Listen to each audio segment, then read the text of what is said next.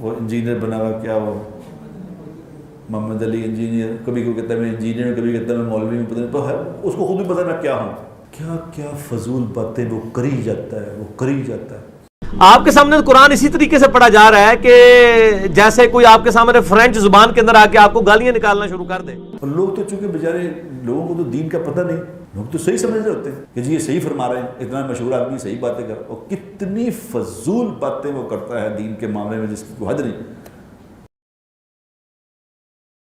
آج کل بہت زیادہ چل رہا ہے کہ علی بھائی کو نہ سنو، صحابہ اور بزرگوں کو برا کہتا ہے، اپنے پاس سے حدیث کا رزلٹ نکالتا ہے. یار یہ تو پرانی باتیں ہو گئی ہیں میرے بھائی. جو یہ کہتا ہے نا اس کو کہیں کہ وہ تو اپنے پاس سے نکالتا ہے نا.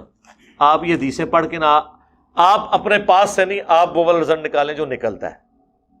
اپنے پاس سے کیا رزلٹ ہے؟ بالکل واضح ہے. یہ کہتے ہیں کہ اب ایاک نعبد و ایاک نستعین کے بعد کوئی یہ رزلٹ نہ نکالے کہ بابوں کو پکارنا شرک ہے، تو میں کیسے نہ نکالوں؟ وہ کہتے ہیں نہیں، اس میں سے آپ کسی طریقے سے یہ ثابت کریں کہ اللہ کے ساتھ بزرگوں کو بھی اللہ کی اطاعت سے پکارا جا سکتا ہے.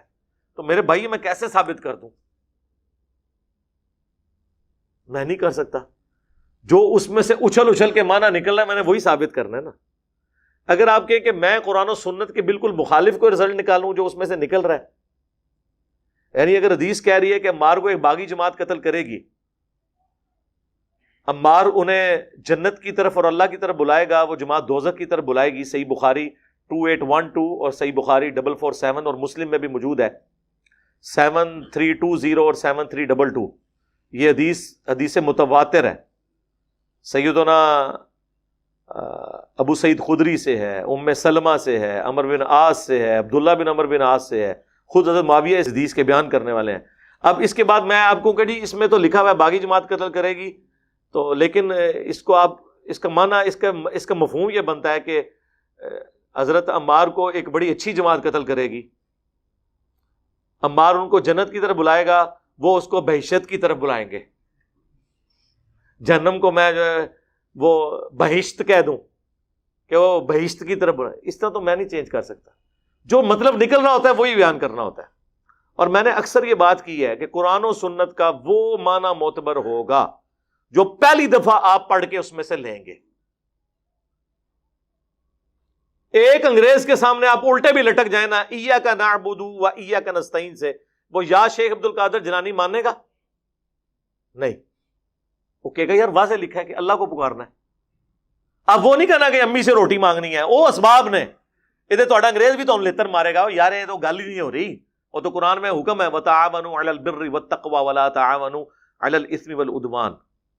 خدا کے لیے یہ دو الگ چیزیں ہیں. ظاہری اسباب تو آپ کافر سے بھی اڈاپٹ کر سکتے ہیں. بخاری مسلم میں آتا ہے نبی علیہ السلام کی وفات جب ہوئی، آپ کی زرہ یہودیوں کے ہاں گروی رکھی ہوئی تھی اناج کے عوض. آپ یہودی سے بھی مدد لے سکتے ہیں جو اسباب ہے سامنے. اس سے یہ کہاں سے؟ تو اسی لیے میں نے جملہ بولا تھا جو کافر مطلب لے گا نا پہلی دفعہ پڑھ کے، وہ آپ نے لینا. یہ بھی لوگوں نے کلپ کار لیا، یہ کہہ رہے ہیں مسلمانوں کا مطلب نہیں لینا، کافروں کا لینا ہے. میں یہ کہنا چاہ رہا تھا. اور یہ تو آپ خود بھی کہتے ہیں. کیا کوئی بریلوی مانتا ہے کہ دیوبندیوں کے ترجمے کو آپ نے ماننا ہے؟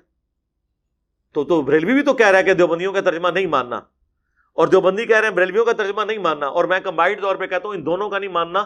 جو عربی کے مطابق ترجمہ بنتا ہے دونوں کا لیں اور کمپیئر کروائیں، اور جو کہیں پہ اختلاف ہو کسی عربی دان چاہے وہ یہودی کیوں نہ، اس سے فیصلہ کروائیں کہ یہ لکھا کیا ہوا ہے. اب تو خیر وہ مسئلہ ختم ہے، میں تو ساروں کے ترجمے کو صحیح سمجھتا ہوں، کہیں ایک جزوی اختلاف ہو سکتا ہے.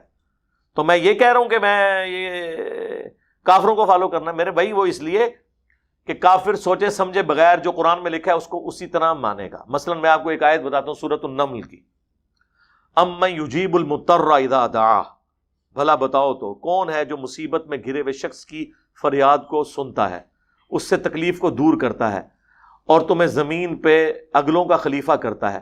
کیا الہ مع اللہ، کیا اللہ کے ساتھ اور الہ بھی ہے؟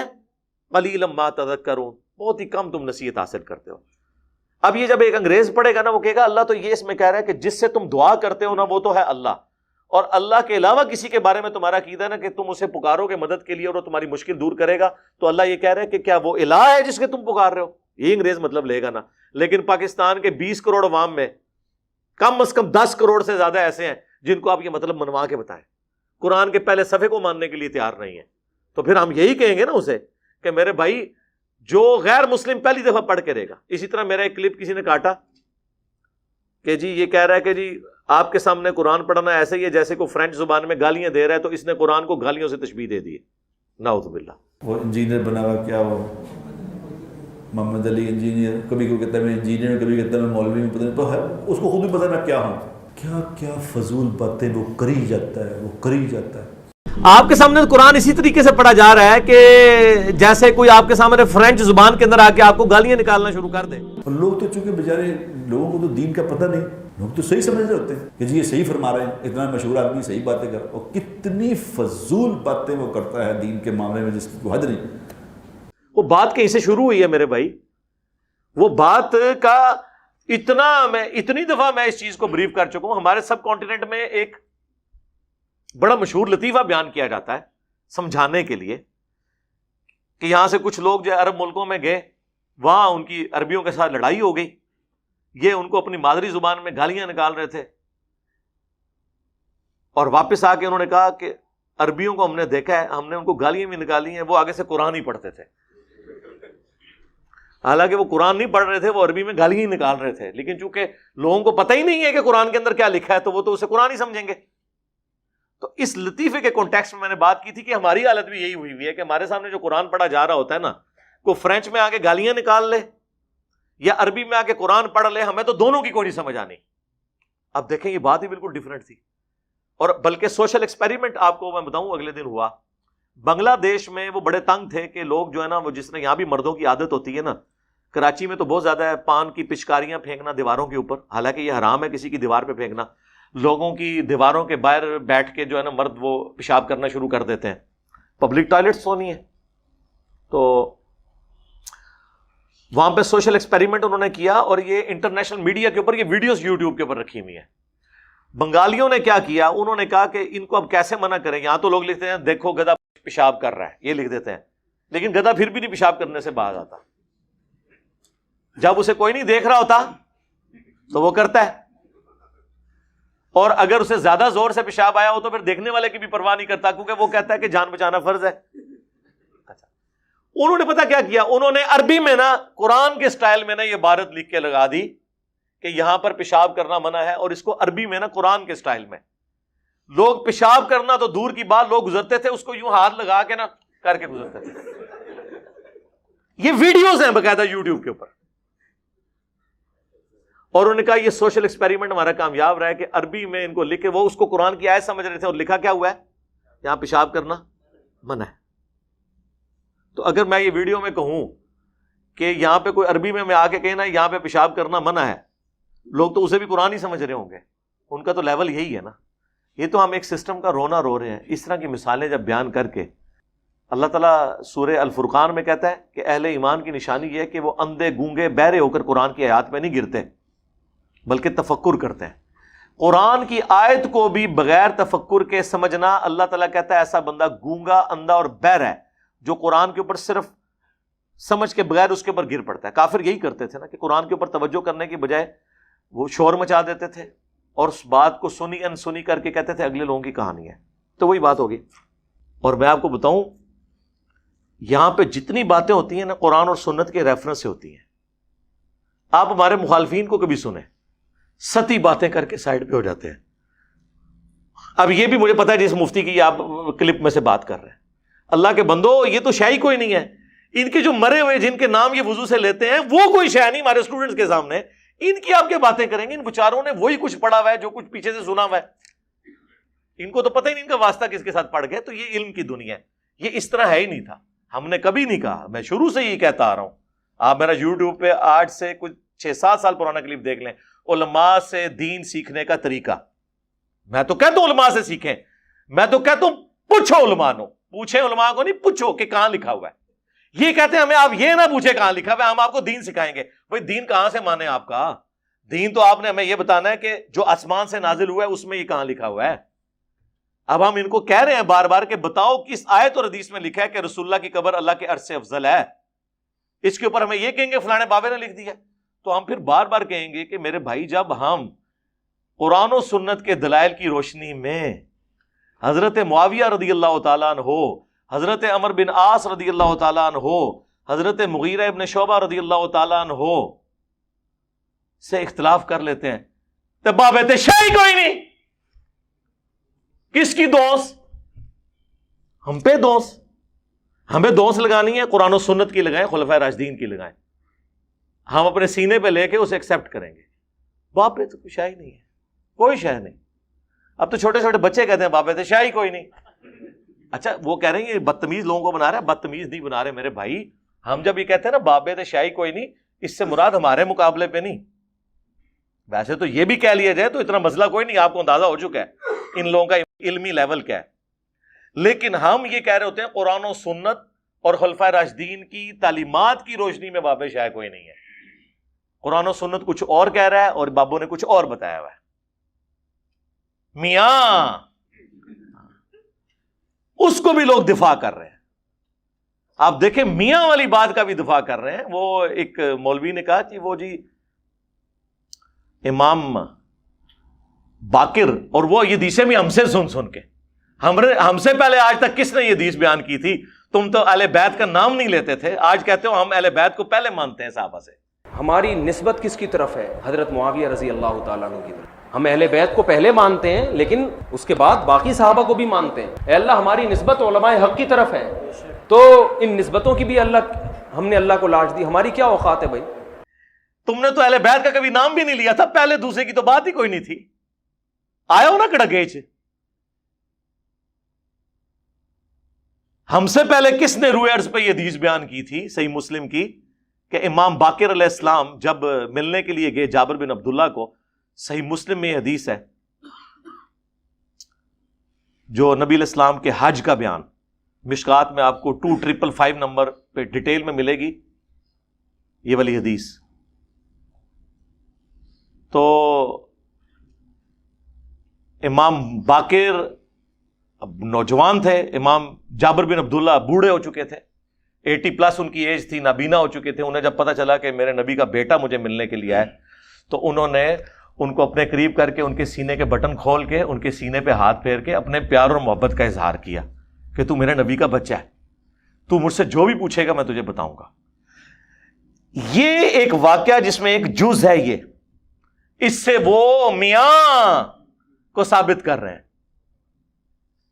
وہ جو ارواح ثلاثہ سے اشرف علی تھانوی صاحب کا میں نے پیش کیا کہ اشرف علی تھانوی صاحب نقل کر رہے ہیں کہ قاسم نانوتوی صاحب کو رشید احمد گنگوئی صاحب نے، یعنی یہ مدرسہ دیوبند کے بانی ہیں قاسم نانوتوی، ان کو رشید احمد گنگوئی صاحب نے پبلکلی چرپائی پہ اپنے ساتھ لٹایا. یہاں تو لٹانے کا ذکر ہے میرے بھائی، لٹایا اور وہ ساتھ لیٹے، اور وہ قاسم نانوتوی صاحب ان کو کہہ رہے ہیں میاں لوگ کیا کہیں گے. لیکن رشید احمد گنگوئی صاحب باز نہیں آ رہے. وہ نہ صرف ان کو ساتھ لٹاتے ہیں بلکہ کروٹ ان کی طرف کرتے ہیں، اور الفاظ ہیں عاشق صادق کی طرح ان کے سینے پہ ہاتھ رکھتے ہیں. سینے پہ ہاتھ رکھ رہے ہیں، اور جس کے سینے پہ ہاتھ رکھ رہے ہیں وہ آگے سے کہہ رہے ہیں میاں.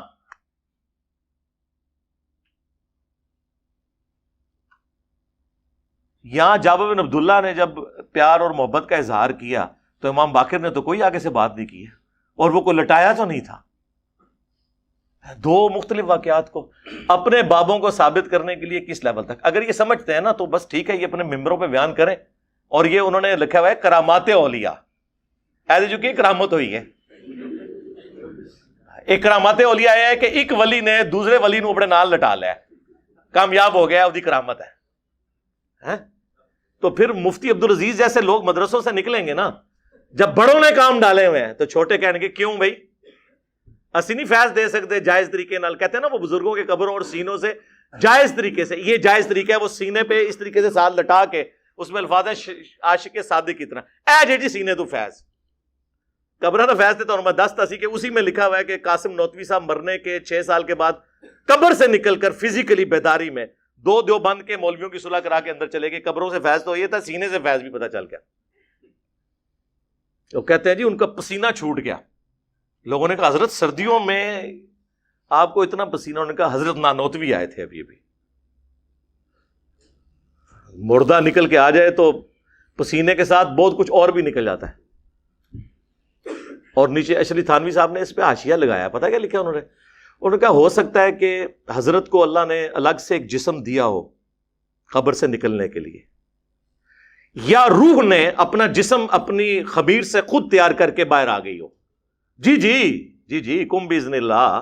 نہیں تو حضرت عیسیٰ اگر مورت مار دے سن, زندہ کر دے سن, تو اے قاسم نوتوی اپنے آپ خود پھونک مار کے پڑے آپ کو زندہ نہیں کر سکتا.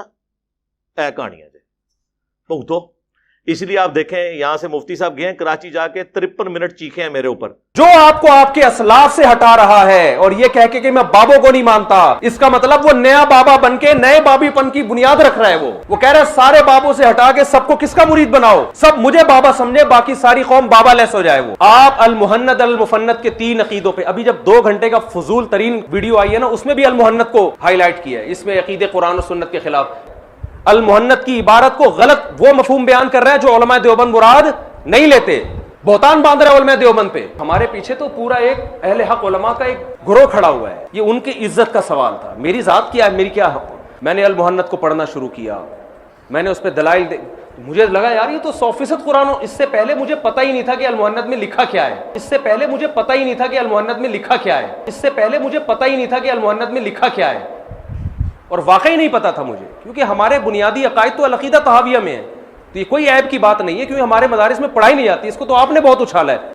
وہ تو 53 منٹ میرے پہ چیخنے کی بجائے نا 3 عقیدے میں نے بتائے تھے نا المحنت کے, 10 منٹ ان کے اوپر لگاتا, 30 منٹ, اور باقی کے جو 23 منٹ تھے نا تو وہ جو چیخنا تھا چیخ لیتا. اور ہم 2 گھنٹے یہاں بولے ہیں جسے کہہ رہے ہیں فضولیات. ان 2 گھنٹوں میں ہم نے درجنوں آیات اور سینکڑوں احادیث بیان کر کے ایک ایک چیز امت کو بتائی ہے. ابھی آخری کلپ آ رہا ہے, وہ ہم نے تیار کر لیا ہے 3-4 دنوں تک. اس کا نام ہی ہے لاسٹ کلپ, جس میں ان تینوں عقیدوں کو ایک جگہ جمع کر کے 26 منٹ کا وہ کلپ ہے. وہ سب کو وہ شیئر کرائیں کہ یہ مسئلہ ہے یار میرے بھائی, آپ مقدمے کو دوسری طرف کیوں لے کے جا رہے ہیں. جواب دیں 53 منٹ بجائے چیخنے کے, آپ 10 منٹ لگا کے بتائیں کہ یہ آیت ہے جی دیکھیں رسول اللہ کی قبر اللہ کے عرش سے افضل ہے. اور صحابہ کے پاس تو حضور کے بال مبارک تھے, انہوں نے نہیں کبھی کہا کہ یہ بال اللہ کے عرش سے افضل ہے. آپ قبر مبارک کو کہہ رہے ہو, خدا کے لیے خوف خدا کرو. تو ہم کہتے ہیں علماء سے پوچھے نہیں, پوچھو علماء. ٹھیک ہو گیا.